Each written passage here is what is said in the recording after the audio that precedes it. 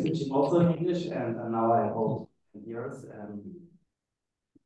for Sanho and for all of you here next to me sit Astrid Leicht. She's doing some, I think, 3 or 4 panels together. One in the Techno Club about blank, where you presented the Berlin drug checking project, which has things running a year now. And a few years earlier, we are having an event in the Übersetzung, where we have one expert from Portugal who show us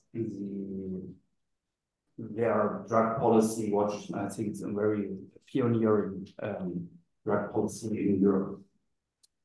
The other is Niklas Schrader. He's a politician from the left party, and he has been member of the Berlin House of Representatives since 2016. He's spokesperson for the left party on topics of domestic policy and drug policy. His electoral district in Berlin is Neukölln. Drug dealing, open consumption, and crack cocaine is also there an issue. I think along the subways 7 and 8. And we also organized some panels about drug policy in Europe. I think most of you are here to hear Sanho. Before we talk about the Berlin perspective on crack cocaine, I'm doing some question for him, and I hope that's all interesting for you. Sanho, in my opinion, as a resident of the neighborhood near Görlitzer Park in the district of Kreuzberg, crack cocaine has only been used on public streets there since the years of the coronavirus pandemic. That's only a few years. The USA can look back on much longer history with this form of consumption of cocaine products. How long has crack cocaine been used in the USA? And can you tell us briefly about the history of crack cocaine using in the USA? Sure.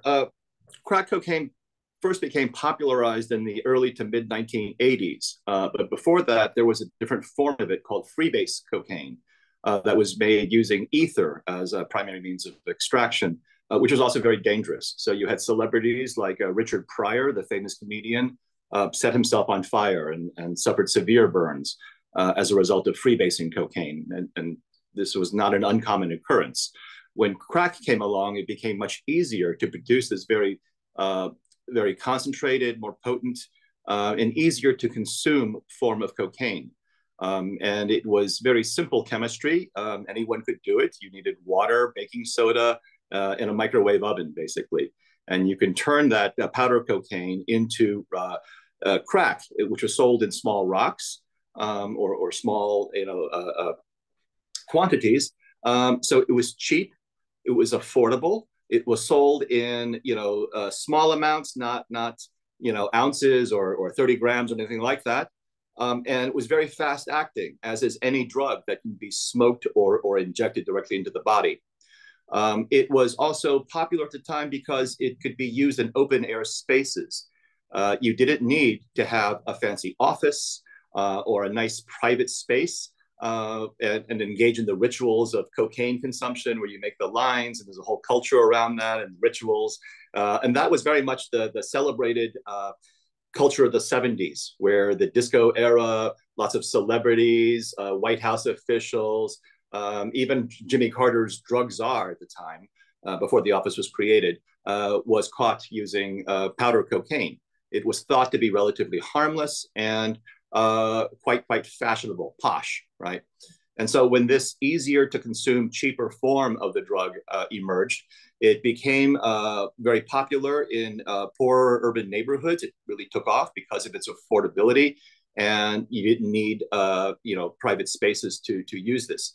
Also, it made people, in the context of the poverty, despair, and alienation of that era, it made users feel confident, strong, It temporarily, suppressed the problems they were facing. It made them feel much better.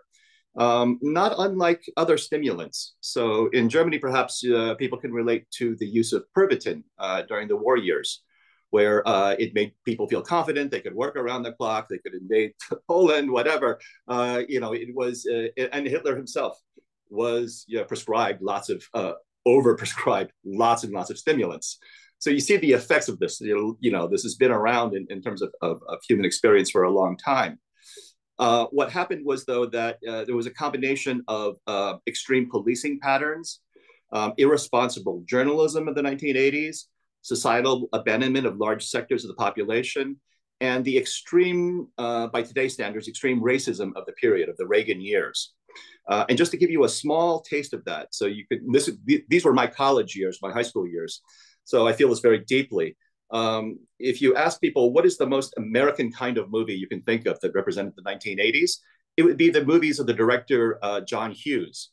He made Ferris Bueller's Day Off. He made Pretty in Pink. All these movies that were depicted as the ultimate expression of 1980s Americana. And if you look closely at these movies, however, as I have, because I am not white, you will notice that there are almost no people of color in these movies. They don't exist, or to the extent they do exist, they exist as stereotypes to be mocked. These movies could have been produced under apartheid just as easily, and you would not have noticed much difference. That is the context in which white people discovered Black communities and urban problems and conflated a lot of the societal ills of crack with this was all done by drugs, when in fact the problem has always been there.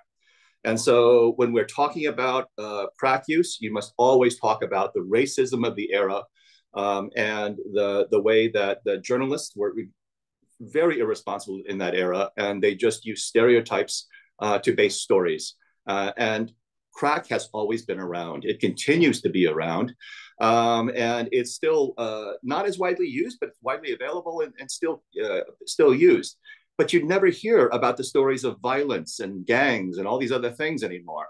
You hardly hear about crack at all in the headlines. It's all about fentanyl and methamphetamines. So it tells you that a lot of the stereotypes and about crack in the 1980s simply were not true. They're still around. The crack is still around, but you don't hear about these issues that you heard about in the 1980s. Thank you.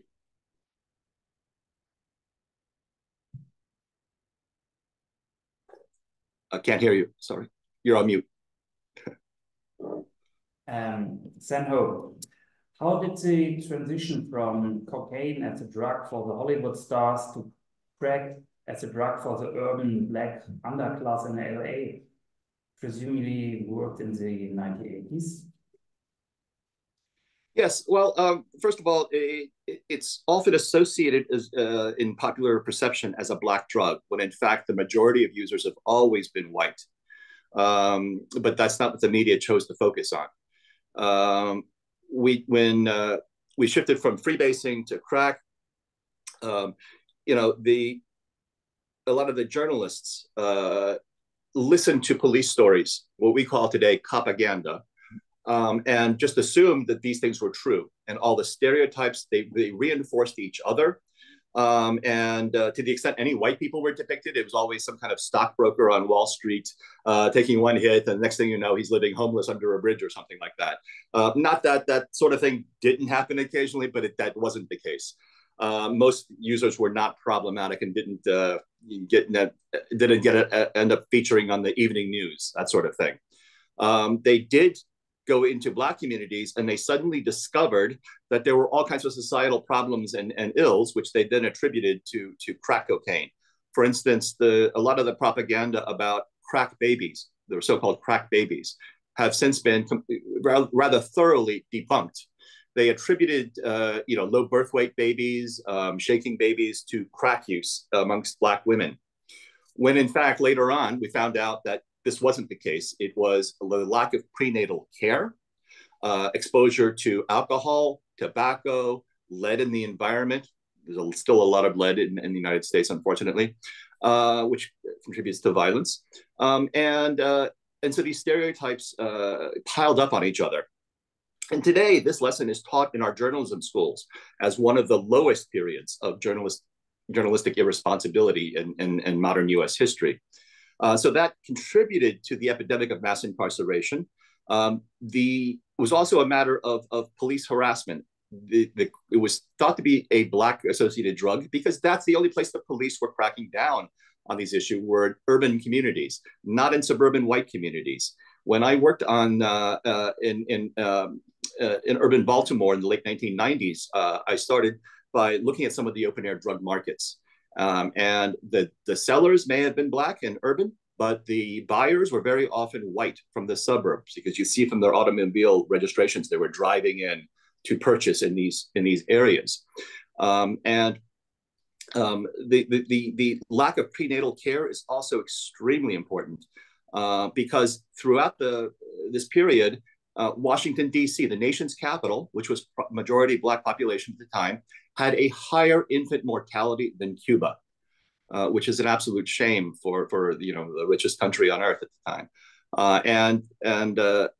And so all these societal ills were projected onto this one drug called crack. And I've seen so many politicians in that area visit these urban communities and say, "I see what the problem is. The problem is you have drugs in your community. I will send police, and we will prosecute these people." But if you really stay and look at these communities, you're talking about a lot of urban poverty, despair, alienation. The drug economy and prostitution are some of the only economic activities in some of these neighborhoods. So there was the illicit market.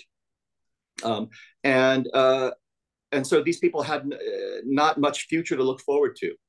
But our politicians' response was to say, no, you need to be sober and have no jobs, no hope, no future, no opportunities. That's madness. Repression is never an acceptable substitute for building a healthy society.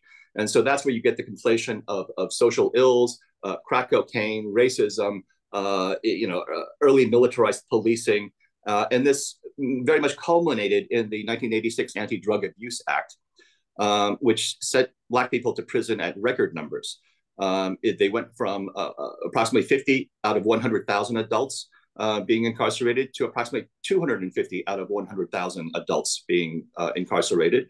Meanwhile, white incarceration remained essentially flat, the same, unchanged. And so this is the context of the emergence of crack in this era.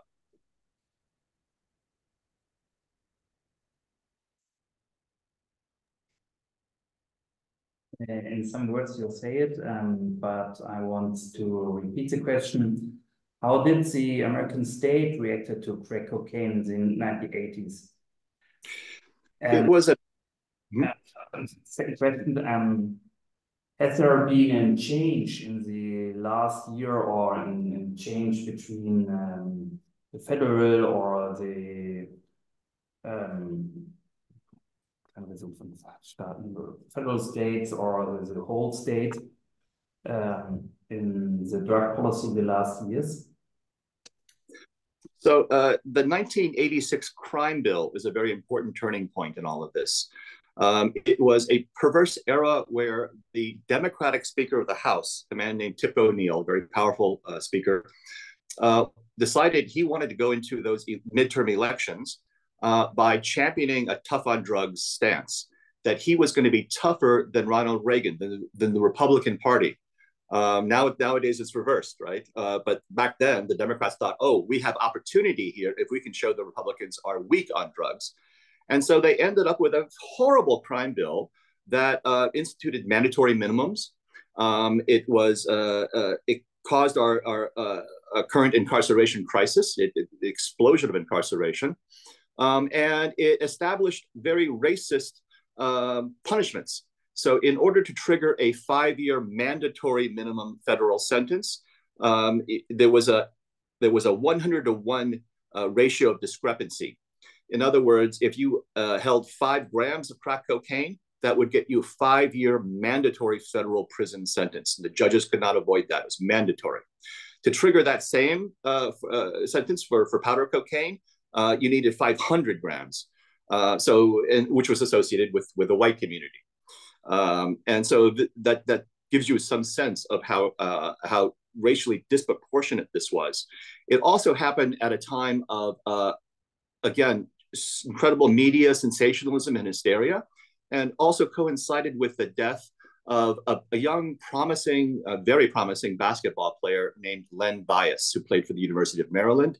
He was going to turn professional, and then he died. And it was reported that he died of a crack overdose, when in fact, later on, it was found out it was powder cocaine. But that fueled the hysteria in the media, but also the political sense of urgency to pass this kind of crime bill. And so that was the legacy of that kind of hysteria. There have been some attempts to reform this. The 2010, the Fair Sentencing Act reduced that ratio from 100 to 1 to 18 to 1 weight ratio, and eliminated the 5-year mandatory minimum. Sorry, my cat here is getting in the way. And there have been some minor reforms since then, but it's still disproportionate, and it's irrational in terms of how they're addressing this problem.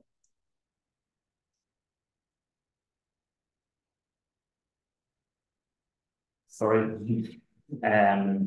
How did affected communities and civil society actors react to crack? You have association like Fixpunkt in Berlin.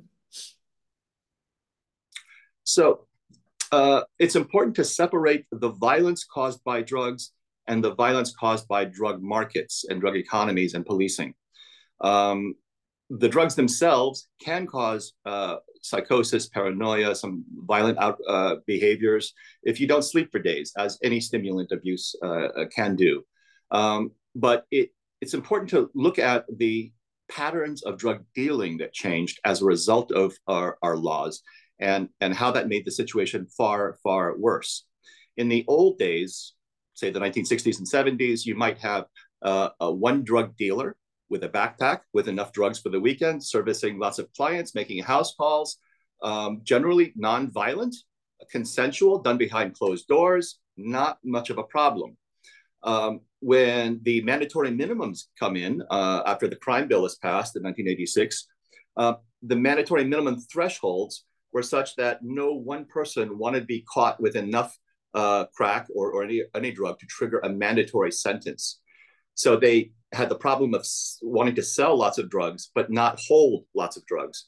And so they ended up incorporating lots of other people into crews or gangs to help distribute these drugs. Very often they switched to an open air drug model, street corner model, where people knew that this is where you go to buy crack or other drugs. And as a result of this, they had to incorporate people. Some people would hold some small amount of drugs, some would hold more other amounts, some would hold the cash, some would act as a lookout. Very often they recruited children, minors, because their criminal records would be expunged once they turned 18. They would act as lookouts or messengers and that sort of thing. And so when the police responded by saying, oh, you have an open air drug market in your community, we're going to shut that down. Well, that creates a toxic mix that led to the disaster of over-incarceration and violence, because these open-air drug markets were very valuable pieces of real estate. It is where people knew to go to buy drugs, particularly from the suburbs and other areas. You couldn't simply close down one open-air drug market and then advertise to people you move to another part of town. You can't take out television ads or put up a billboard saying, folks, we've moved to the other side of town, buy your drugs here now. That's not possible. And so people will fight over that street corner, right?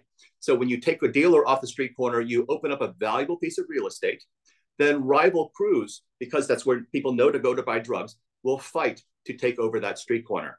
And they cannot settle their disputes legally. They can't go to a judge and say, Your Honor, I've been dealing drugs in the city for 10 years and this upstart gang took over my territory. Please kick them out. The only way they can resolve their differences are with violence or threats of extreme violence. That's what led to a lot of the violence that was associated with crack. It was about turf wars. Once those turf lines are established in later years, you don't see any more of this kind of sensationalistic violence. And more experienced police departments now know that it is a bad idea to shut down an open air drug market if you do not have a good plan B, because there will be consequences for doing that. It also, I often say the only thing worse than organized crime is disorganized crime. We see that on the micro and the macro level. So at the micro level, you see this in the open air drug market, turf battles. At the macro level, look at Mexico. When President Calderon was elected and began his all-out war on drugs in 2006, there was the beginnings of a turf battle between rival cartels. He threw 50,000 military at the problem, and it just made the problem worse. As soon as one was weakened, the other cartels thought they could take over their turf. It was back and forth like a steamroller over Mexican society, right? Again, the only thing worse than organized crime is disorganized crime. Generally, drug markets, they want to find some form of equilibrium. There will be winners and losers, and they go back to the quiet business of making money. It's about money, not about controlling turf for the sake of controlling turf. And so they never are able to find that level of equilibrium with these policing policies. The other problem is that a lot of the Black community, preachers, Jesse Jackson, for instance, and other Black leaders initially supported tough police interventions.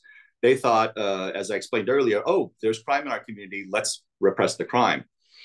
But after the many years of crack policing, however, they changed completely. They become the champions for reforming the criminal justice system because they saw how racist enforcement destroyed Black communities.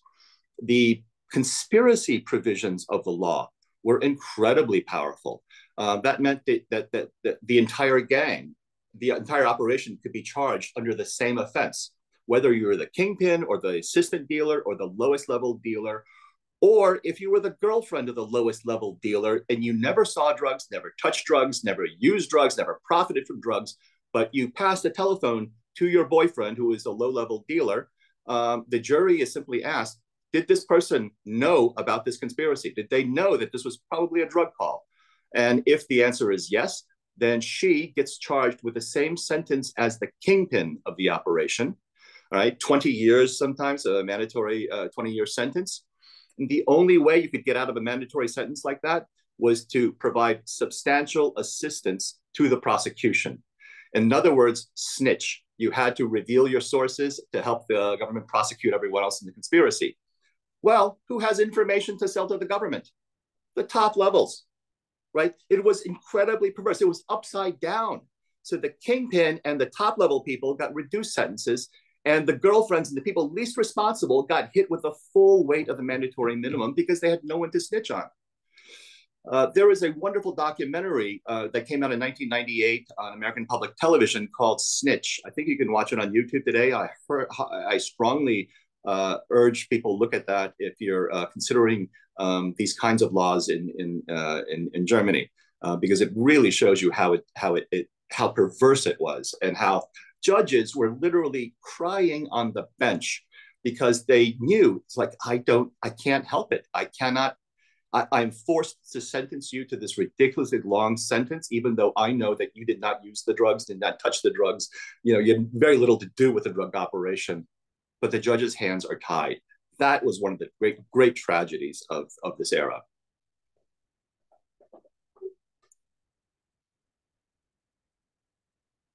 Sorry, you're on mute.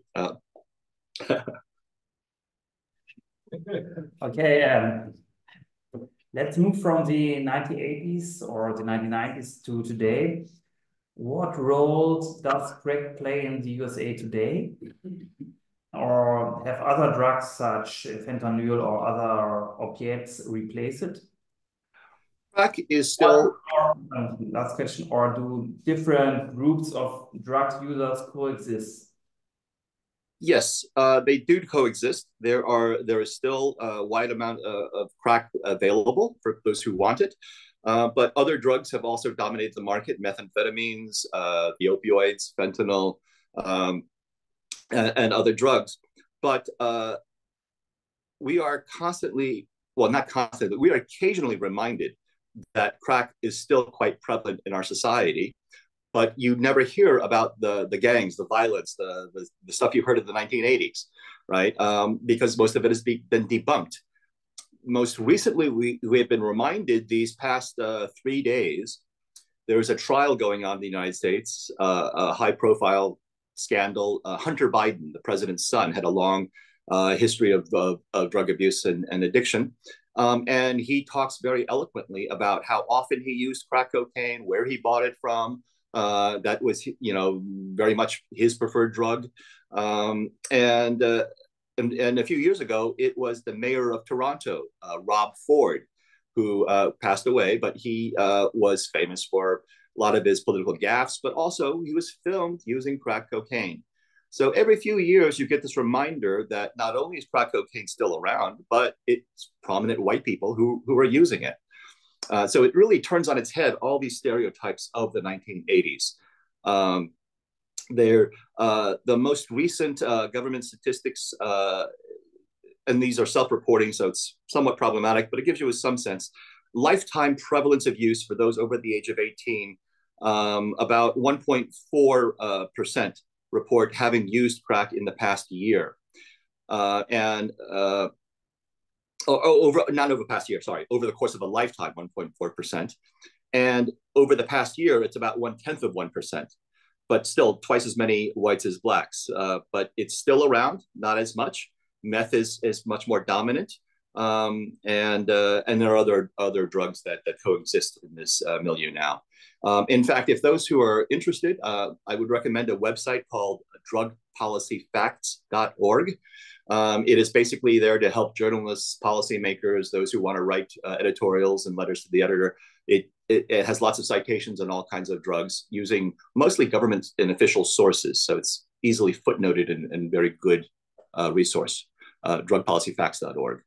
But in the age of fentanyl, however, we need to, again, relearn the lessons because fentanyl is a serious drug problem and it kills more than 100,000 overdoses, primarily opioids, in the US every year now. A lot of people say, well, we need to shut down these fentanyl markets. We need to employ some of the same tough policing measures. This could backfire once again. There's an old saying on the street that happy users come back. Unhappy ones buy elsewhere. Dead ones can't buy anything. In other words, an established drug dealer has their own priority, which is they want repeat customers. They want to keep the customers alive. If they know it's a particularly strong batch or something, they might warn them. And as we arrest all of these dealers, they're replaced by novice dealers who don't have a relationship with that client base and may treat them as a one-time purchaser rather than a long-term buyer. So you see how policing changes the relationship of dealers to drugs, which has health policy outcomes in the long run. So in the age of fentanyl, the last thing you want to do is get rid of the experienced dealers that actually know a little bit more than others. And there is a great report from the Drug Policy Alliance. It came out 2 or 3 years ago called Rethinking the Drug Dealer. It's a really powerful report for any policymakers, journalists, legislators who want to think about tough laws. This is a really good study on how these things backfire. And finally, I would say that our over-reliance on policing over the past half century has produced a rapid Darwinian evolution of the drug trade. This did not need to happen, or certainly not this quickly, but it's like the drug economy evolved on crack or meth or steroids, right? It exploded because as we increase policing and use as a blanket response to all these problems, the types of people we typically capture tend to be the people who are either clumsy enough, dumb enough, or poor enough to get caught, right? Conversely, the people we tend to miss tend to be the most innovative, the most adaptable, the most cunning, not necessarily the most violent, because violence is not good for longevity in the drug market, but the most adaptable, right? It's a Darwinian evolution, survival of the fittest.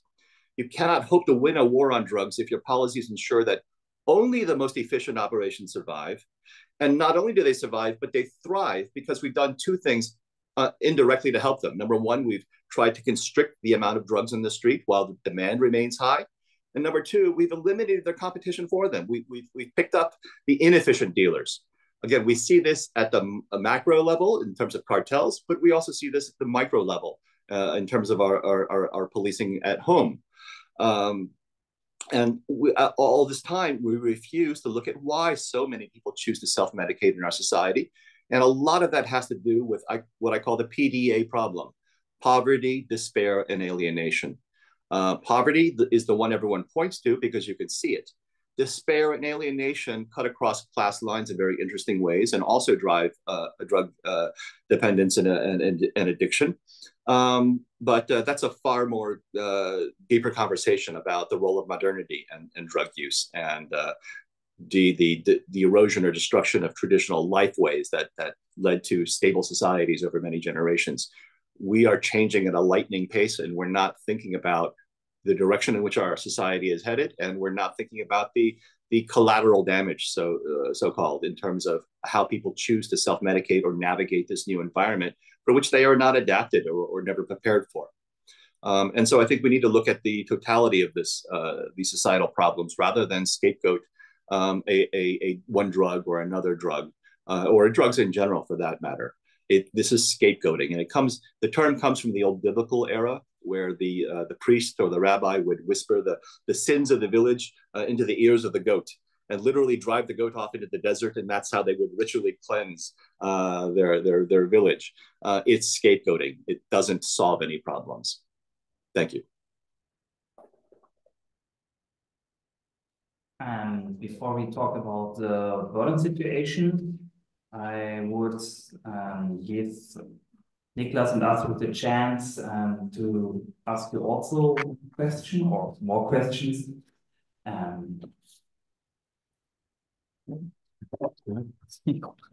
Also, yeah, okay. Yeah, hello. So my interest is to learn about your experience, American experiences, and recommendations on specific harm reduction interventions or psychotherapeutic intervention, which prove to help best people with heavy crack cocaine use. So that you didn't talk about harm reduction activities now.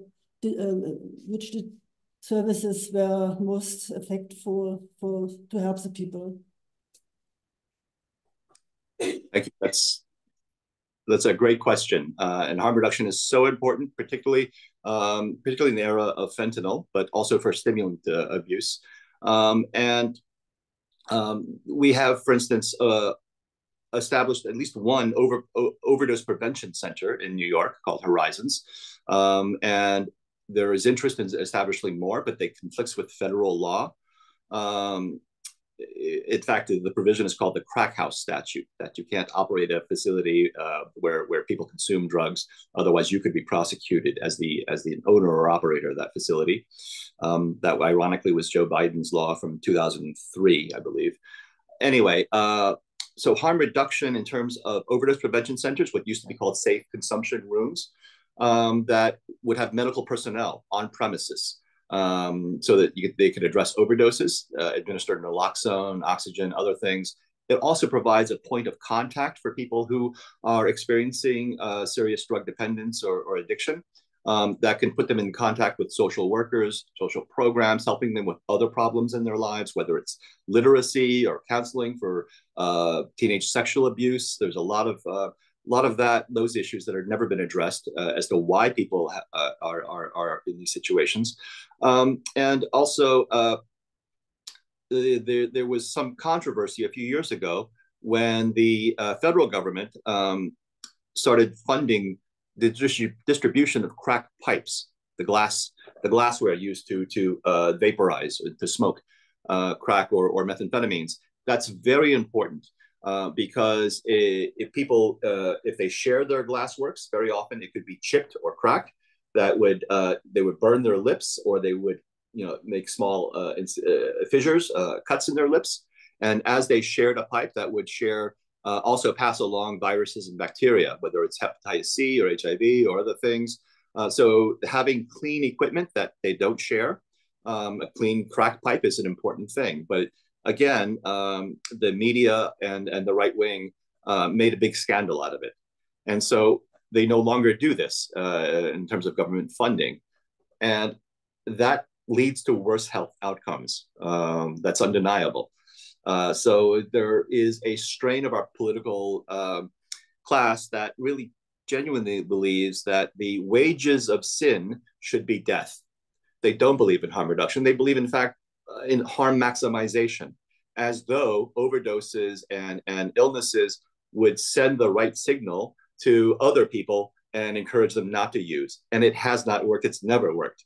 And so harm reduction means you put the users first as human beings, and you keep them alive long enough so that when they're ready to seek help or stop using drugs, that they're still alive. Right? This is very important. Dead people can't recover, and we value all human life, and so we want them to stay alive and stay healthy before they so they can be helped later on.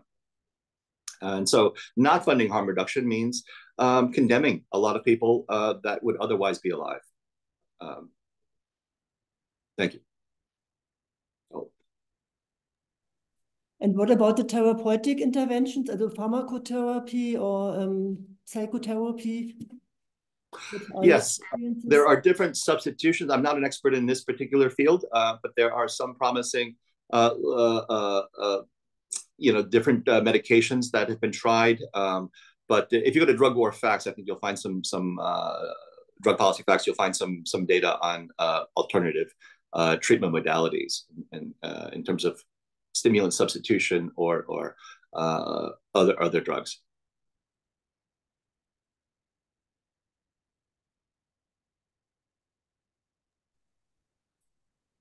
Okay. First of all, thanks very much for the insights from the US. Very interesting. I was wondering, you said a lot about the history of repression in the US, in the war on drugs.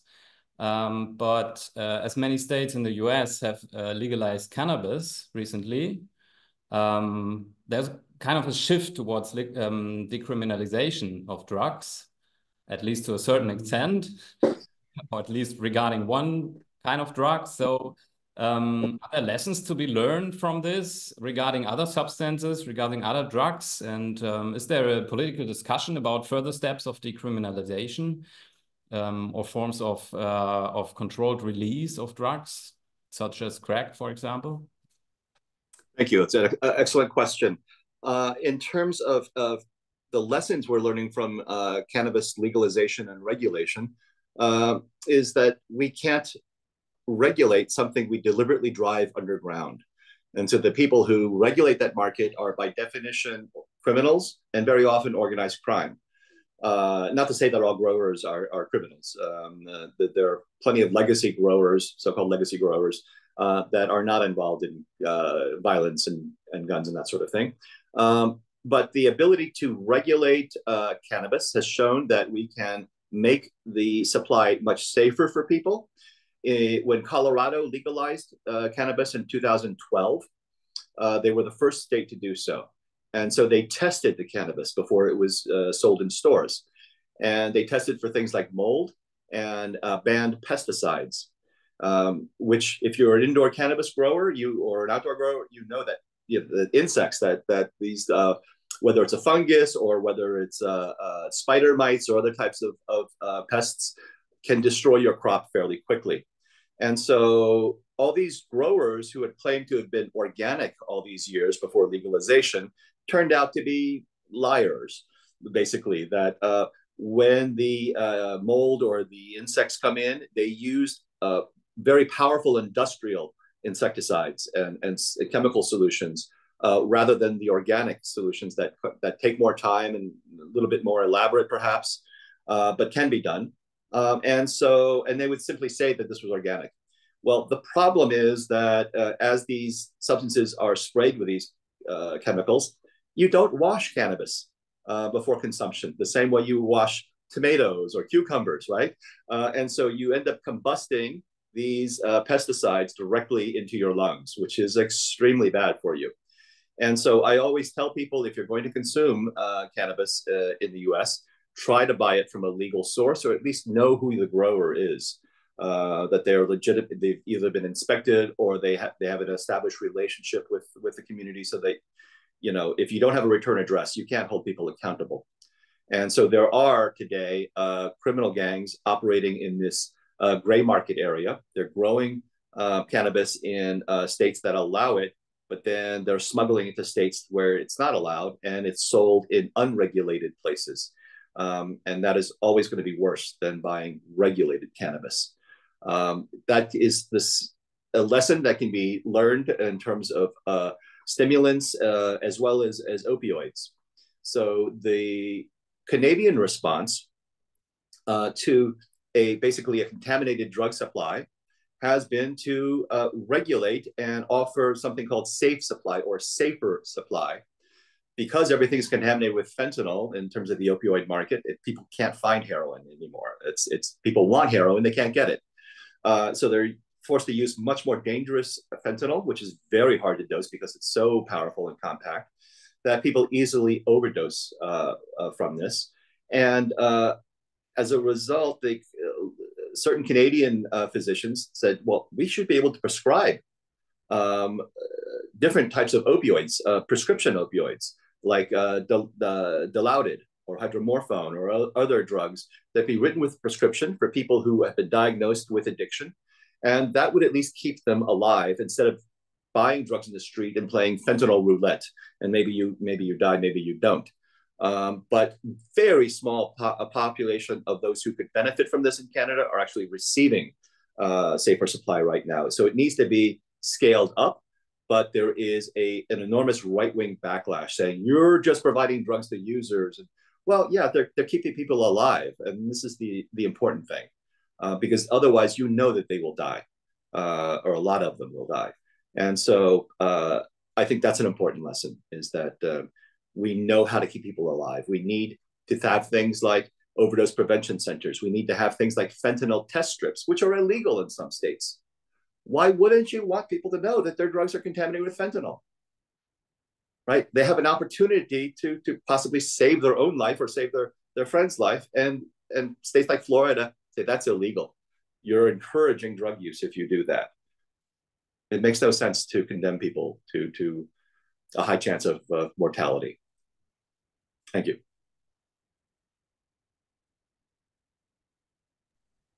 Okay, now we are coming to the Berlin perspectives. I will ask the question in German and then for you in English.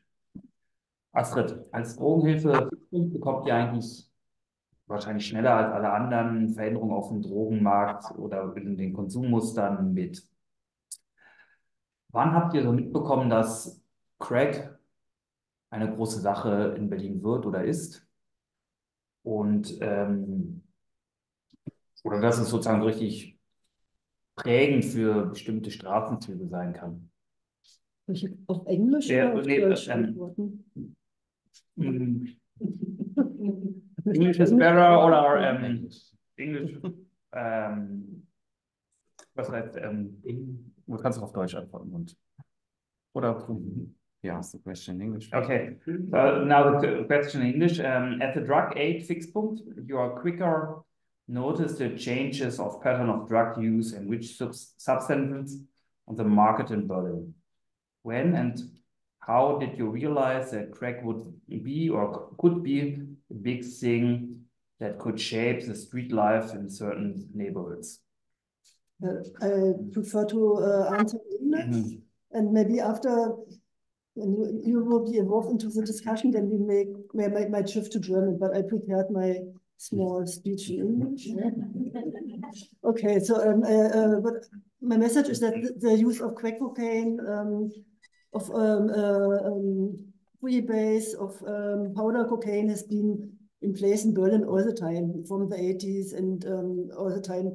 But during the last 6, 7, 8 years, we had a huge increase of availability of cocaine in our market in good quality, in big quantities, and with lower prices. And therefore, it's was not only distributed by cocaine cabs or via internet, but also on the streets by street dealers. And so, of course, people normally only using heroin or powder cocaine had better access to cocaine, and they started, I think it's similar to the 80s in the US, that the crack cocaine is easy to prepare everywhere. It's very fast use. You don't need a needle, you don't need a foil, and you don't need the special skills to prepare the drug and to inhale it. And it's very intensive, has very intensive effects. So in our drug consumption facilities, it started 6 to 7 years ago, that at some places, not all consumption rooms, but in some districts, like in Kreuzberg, we had an increasing number of crack cocaine users.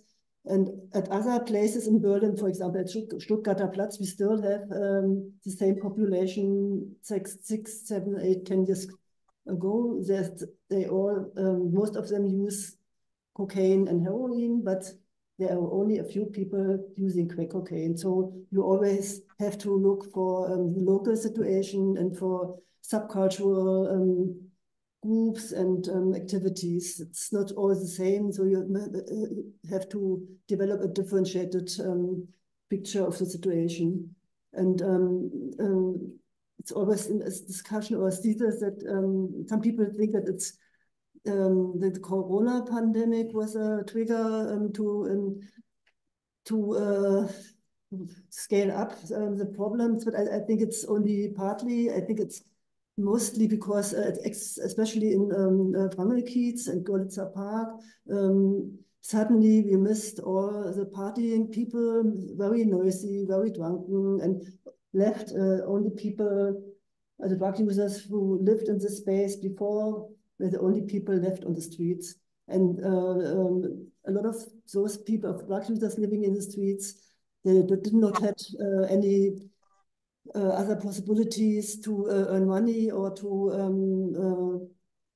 have a good living. And so I think the vulnerable population, some of them started to with dealing cocaine, and of course the bad situation was a reason that they scaled up their drug habits. And and so I think that's the most important. I can stop now. Okay, Niklas, wann ist denn auf der politischen Ebene in Berlin Crack zum Thema geworden?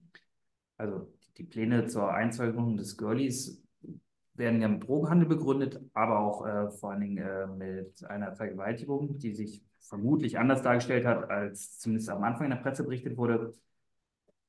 Waren auch schon die neuen Zahlen der Drogentoten, die jetzt ja auch in Berlin hochgegangen sind, auch schon Thema im Abgeordnetenhaus, oder läuft das so durch, oder ist das mehr nur so ein Special Interest Thema im Gesundheitsausschuss? Jetzt the English version. When did crack cocaine become an issue at the political level in Berlin? Plan to fence the Görlitzer Park were generally justified with drug dealing, but also about with the case of rape. Was crack cocaine or the new increase of drug-related deaths as topic of a discussion in the House of Representatives, or at least in the health communities? So we have regular discussions about drug policy, but unfortunately, the political debate about drug policy usually comes up when it comes to negative effects of drug use, of dealing, and of other effects like impoverishment in the neighborhoods. So this was the case with the Görlitzer Park in Kreuzberg and Corpus Tor or Leopoldplatz, for example. But mostly this is discussed as an issue of crime, as an issue of insecurity in the public space. So I think it's not so different from the discussion in the US. We also had a discussion about the prices of cocaine, which have fallen in the last years, over the last years, and the supply, which has been like professionalized, like about cocaine taxis you can purchase, and the car comes to you. So cocaine has become cheap and available all the time, and this maybe, as Astrid said, one of the reasons of the rise of crack. So that was discussed in Berlin's parliament. And to my experience, the discussion is very irrational. And to a large extent, it is a kind of a populist discussion. And I think the academic discussion is more advanced. It's completely different from the political debate in Berlin, and especially when it comes to money, when it comes to resources. There's always a higher priority on repression measures and criminalization, such as the fence around the park, which is kind of justified as a measure of against drug dealing and against crime. But obviously, it's no solution because the problems are only relocated to the neighborhoods. So that the consumption takes place on the streets, in the buildings, in the courtyards. So many of the neighbors are against this fence. So, and it costs 4 million euros. So that's kind of a number, which is not the case for other measures. For example,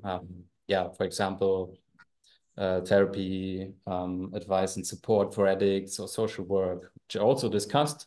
But as I said, the higher priority is on other measures like repression, fences, more police patrols. We had a discussion about the new police station on Cottbusser, which is costs $3.75 million euros. And we have this for 2 years now, and I think maybe you could say something about this. To my experience, nothing really has changed on this place. But like the problems haven't been solved. There's a police station, but all the problems stayed there. And at the same time, the funding of organizations like Fixpunkt in Berlin, which offer support and help and social work, etc., is not sufficient. So it cannot meet the rising demand, especially not the rising demand for crack users. Astrid, was probiert ihr konkret als Verein Fixpunkt zu tun, um einen vernünftigen und menschenwürdigen Umgang mit Crack-Konsumenten in den Nachbarschaften zu bekommen?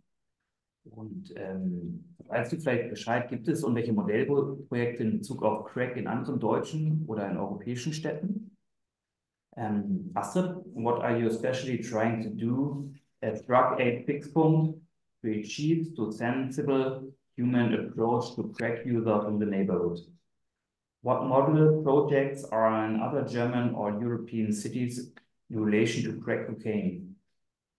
It's a big question to be discussed at least the whole evening, but to keep it short, it's mainly harm reduction interventions we heard before. So we offer, of course, consumption materials. Crack pipes are very, we have a lot of crack pipes we give to the people, not for free because they're quite expensive, but they take it from us for a few cents. So we offer a place to be inside and outside. I think we offer food, and we started to offer to some people high caloric food to check out if it's a good idea to improve their health, because a lot of people forget to eat and they're undernourished. And yeah, hygienic interventions. But it depends on, because a Fixpunkt, we have mobile services, so we don't have a toilet, we don't have showers, and we don't have washing machines. We only have small spaces, places to sit inside for a short time. So we have drug consumption units, fixed ones from Fixpunkt and Vista. And but it's always limited in space and facilities. So we do a lot on small scale, I think, but the needs of the people and the living conditions and the living routines are not so well acquainted to the services, because the services are, even the low threshold services are too high threshold. They have a lot of rules, a lot of you have to adapt to a lot of rules inside, and that's quite difficult. I think we have to develop more low threshold activities and expand them. And additionally, I always ask the politicians and the departments, the land and the district, to offer public spaces for drug users to have a safe place outside, not only social workers watching and talking to people inside, but that they have a safe place outside in spaces. I think that's one of the most important interventions, which are not very expensive. Yeah, you just have to give places to those people, and yeah, that's one of, I think it's the next step to ask the politicians to organize this. Okay, kommen wir gleich dazu, Niklas. Was unterscheidet denn eine linke Drogenpolitik von der aktuellen, sozusagen auf Landes- wie auf Bundesebene? What do a left-wing drug policy different from the view of the state of Berlin or of the federal level? Okay, this is also an issue I could talk the whole evening about. A leftist drug policy is a policy, in the first place, a policy of healthcare and consumer production, harm reduction, or saving lives, like Sanho put it, instead of prosecution. That's a general approach, I would say. And I think the German drug policy, and Berlin too, I think, still is predominantly aiming at prohibition. So, and this approach has failed, in my view.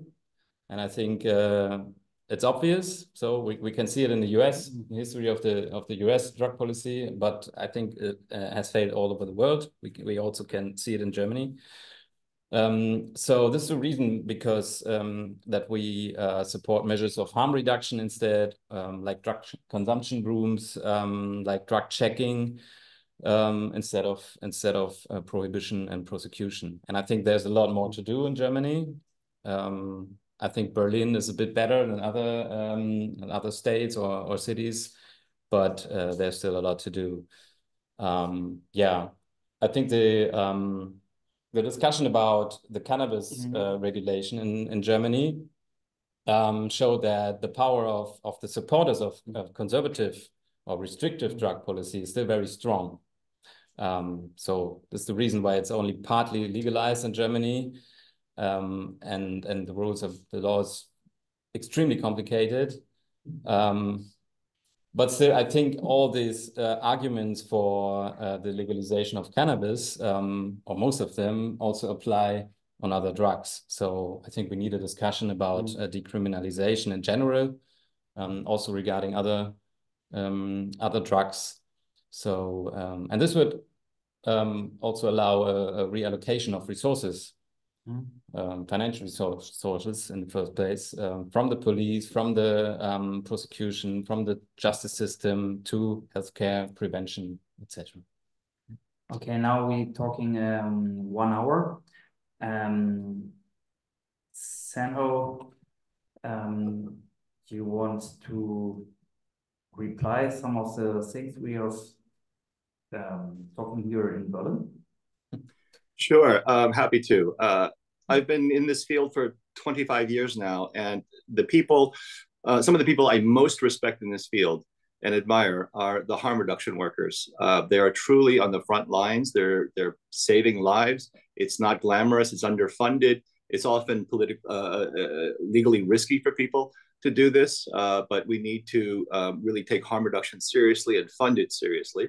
I think there is I don't know what the ultimate perfect solution is for each society. It's going to be slightly different for everyone, but we already know what works in terms of the mosaic of solutions that exist around the world.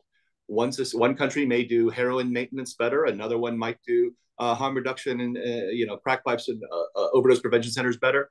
And we need to piece those together so that people can see that there are wraparound solutions to these problems. One good example would be Switzerland. If you look at Zurich and the Needle Park experiment 25, 30 years ago, where they had a problem with injection drug users. So they said, well, we'll give you one park. Anything goes in this park. But it wasn't a harm reduction policy. It wasn't about saving lives. It was about crowd control. And now look at Switzerland. They have heroin maintenance programs for people who have been who are certified dependent on heroin. The state can provide them with pure pharmaceutical grade heroin that is much safer. It cuts out organized crime and allows them to go on with their lives and hold down jobs. Some of them white collar jobs, prestigious jobs. You wouldn't know, that they were necessarily using. And so they've turned an addiction into a manageable dependence. And people often conflate those two things.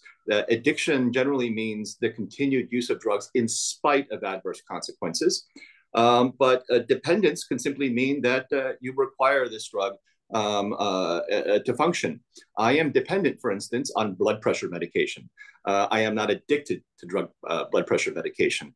And so if you can help people turn from addiction to a dependence, they can get on with their lives. And a lot of the stigma and the negative things that you see with people in the streets can be addressed this way. And so there's lots of different societies around the world we can look to for pieces of the mosaic to help us. And then finally, there's one last thing I want people to remember is that you mentioned earlier about the price fluctuations of crack and cocaine. Really important to remember that when we talk about things like cocaine, heroin, methamphetamines, cannabis, these are all minimally processed agricultural and chemical commodities that cost pennies per dose to manufacture. There really isn't any reason these things should be so expensive and worth killing over, right? It is the policies of prohibition that provide this perverse price support, if you will. It's kind of a crop subsidy for drug traffickers and growers. And so that the higher the risk to each person in the smuggling chain, the higher the risk premium they can charge the next person down the smuggling line. And so the more you crack down on drugs through policing, the more valuable the drugs become. And what do you think is going to happen when you make this thing so valuable that it's going to, people want money or need money, and it's a gigantic magnet that only amplifies the problem. Thank you.